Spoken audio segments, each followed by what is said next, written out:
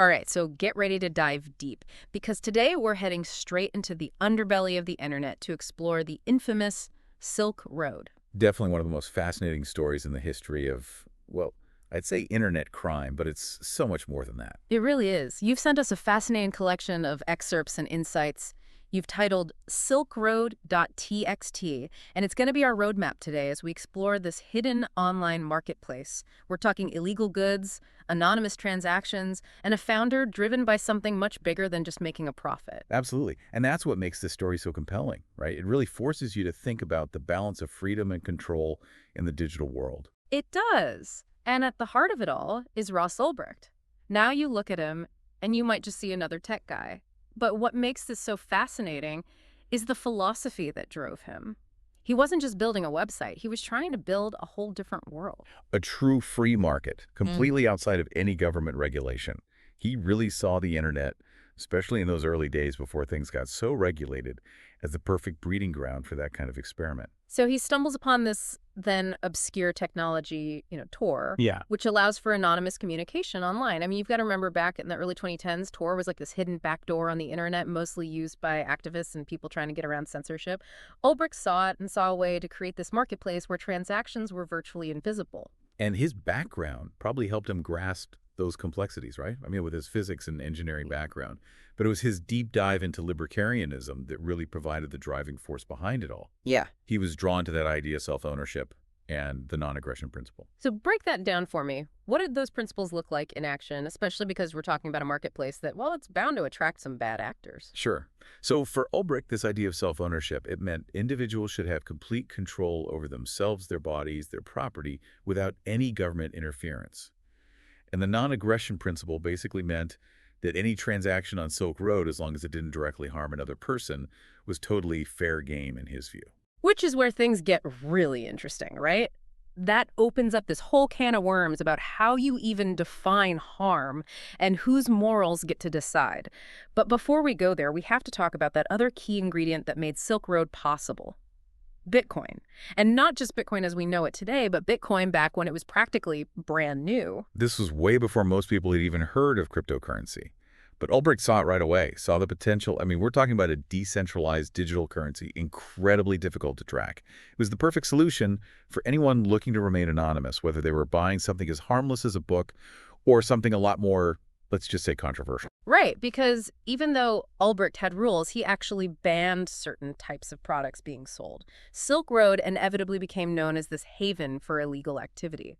But, and this is where it gets kind of ironic, the site actually had a rating system, just like eBay.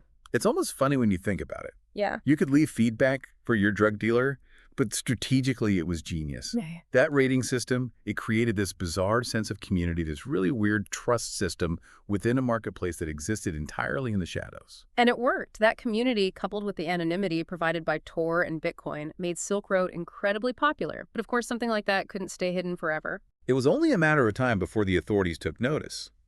The bigger Silk Road got, the more attention it drew. And law enforcement became more and more determined to shut it down. But what they didn't realize was how difficult that would be. I mean, you got to remember, this was the Wild West of, cybercrime investigation. The authorities were basically going in blind. It must have been a steep learning curve. Oh, absolutely. Yeah. They had to first get their heads around this whole Tor thing, which was designed to make tracking users almost impossible. And then you add in Bitcoin, which was even harder to trace back then than it is now. They were playing catch-up from the very beginning. So where did they even start? How do you begin to untangle something that complicated? Well, they had to get creative. They pulled together these teams of experts in cybersecurity, cryptography, even behavioral analysis, and they started infiltrating these online forums, where Silk Road was being discussed, trying to learn how the site worked, who were the main players, and most importantly, how to find this Dread Pirate Roberts. It's like something out of a movie. Did they get any lucky breaks early on? Any clues to go on? It was a slow process. Lots of dead ends. There were some early wins. I mean, undercover agents made some small purchases on Silk Road, which gave them some intel about how things worked on the inside. And they started tracking Bitcoin transactions, looking for any patterns that might lead back to the top. And all this time, Ulbricht, or Dread Pirate Roberts, as he was calling himself, he had no clue that the feds were closing in. You'd think that, right? But Ulbricht, he truly believed in his own brilliance and the fact that Silk Road was impenetrable. He had built this elaborate system of anonymity, and for a while it worked. He seemed untouchable. But you know what they say about even the most sophisticated systems? They always have a weakness. And in Ulbricht's case, those weaknesses, they were often self-inflicted. So he started getting sloppy. What kind of mistakes are we talking about here? Well, for starters, he underestimated the power of good old-fashioned detective work. You remember that whole Dread Pirate Roberts persona he used to hide his identity? Right, like that mythical pirate who never actually died. Good in theory. Exactly. Yeah. But here's the thing. When he was first setting up Silk Road Ulbricht, he made a mistake. He used his real name and his real email address on a forum where they were discussing, you guessed it, Bitcoin and dark web marketplaces. Oh, no. Talk about a rookie mistake. It's crazy considering how careful he was with everything else on Silk Road. But for the investigators, that one little slip-up was huge. I mean, it gave them a real name to connect to Dread Pirate Roberts. It opened up a whole new world of investigation for them. I bet those tiny details can be so critical. Absolutely. And for Ulbricht, it wasn't just that one mistake. He made other slip-ups along the way. Used the same username on different accounts, which helped investigators connect his online activity. He even posted publicly about Silk Road once, using his actual IP address. It sounds like he got overconfident almost, like he thought he was invincible. There's definitely an element of that. He just became so sure of himself, so sure of the anonymity he had built, that he started to get careless. And all the while, the authorities, they're piecing things together, gathering evidence, closing in on him. So they're closing in, they're connecting the dots. What finally brought the whole thing crashing down? How did they actually catch Dread Pirate Roberts? It was a combination of things, really. Yeah. Ulbricht's mistakes definitely played a part, but you have to give the investigators credit, too. They were incredibly persistent and resourceful. They were determined to shut down Silk Road, and they were willing to use any means necessary to get it done. And this wasn't like raiding some back alley drug den. They were dealing with an entirely new kind of beast. Exactly. Oh, But they were relentless. Yeah. They developed all these sophisticated new techniques for tracking Bitcoin transactions. They infiltrated Silk Road servers, getting access to all sorts of data about users and operations. They even managed to turn some of Ulbricht's most trusted vendors and administrators against him, Yeah. using a mix of persuasion and legal pressure. So the walls were closing in. It seems almost inevitable that they would catch him. And catch him they did. Hmm. The end of this elaborate cat-and-mouse chase, well, it was actually pretty anticlimactic. They arrested Ulbricht in October of 2013. No dramatic raid or anything like that. Just a quiet arrest at a branch of the San Francisco Public Library. You're kidding. The library. I know, right? This mastermind behind this massive online empire gets caught using a public computer. It really shows the strange double life Ulbricht was leading. On one hand, you had the seemingly ordinary tech guy, and on the other, you had the anonymous kingpin of the dark web. It's like something out of a movie. What happened next? Well, with Ulbricht in custody and Silk Road shut down the authorities, they swooped in and seized everything. Computers, servers, hard drives, anything that might have evidence on it. But their biggest prize was probably Silk Road's Bitcoin wallet. Which, if I'm remembering right, had a massive amount of Bitcoin in it. What happened to all that digital cash? We're talking about a fortune in Bitcoin, right? Yeah. What did they do with it? Auction it off? Well, it wasn't quite that straightforward. You see, this was 2013, and Bitcoin was still this new thing. Most people didn't really understand it. The government had never dealt with a seizure of digital currency on this scale before. So what did they do? Just sit on it? Pretty much, yeah. For years, all that seized Bitcoin, it just sat in government wallets, its value going up and down like a roller coaster with the whole crypto market.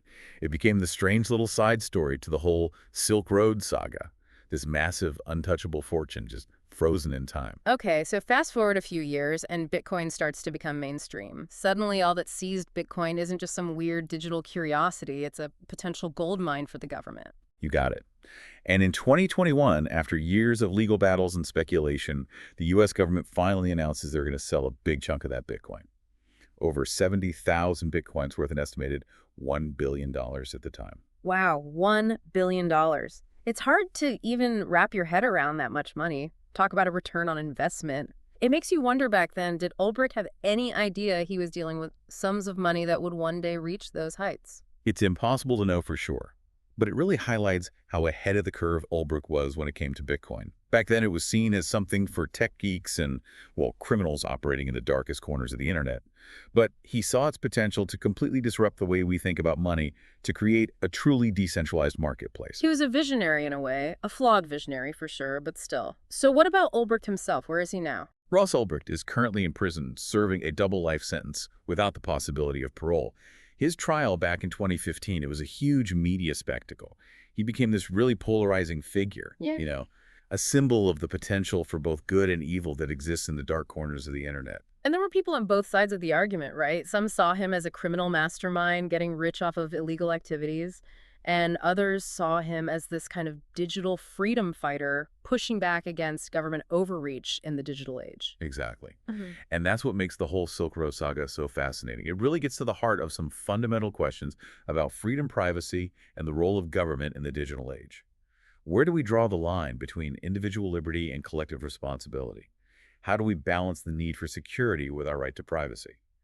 These are tough questions with no easy answers. And they're more relevant today than ever. I mean, with the rise of cryptocurrencies, the power of these tech giants, the increasing surveillance of everything we do online, the legacy of Silk Road is definitely still being felt. Absolutely. Even though Silk Road itself is long gone, it forced us to confront the new reality that the internet has opened up these pathways for both incredible innovation and new forms of criminality. It's a place where the lines between right and wrong, legal and illegal, can get really blurry. Yeah. And it's a place that will continue to challenge our assumptions about what's possible. Well, on that note, I think we've done a pretty good job of navigating the winding, often shadowy paths of the Silk Road. We've seen its meteoric rise, its dramatic fall, and the lasting impact it's had on how we think about the internet. It's been quite a journey, to say the least. It really has. And for anyone listening who found this deep dive intriguing, don't stop here. Dive into those excerpts you sent us. Learn more about the technology that made Silk Road possible. Really grapple with those ethical questions it raises. The story of Silk Road, like the internet itself, is full of unexpected twists and turns, and there are always more rabbit holes to explore. And who knows, maybe you'll uncover some insights that even we missed. Thanks for joining us on this deep dive into the fascinating and often unsettling world of the Silk Road. We'll see you next time.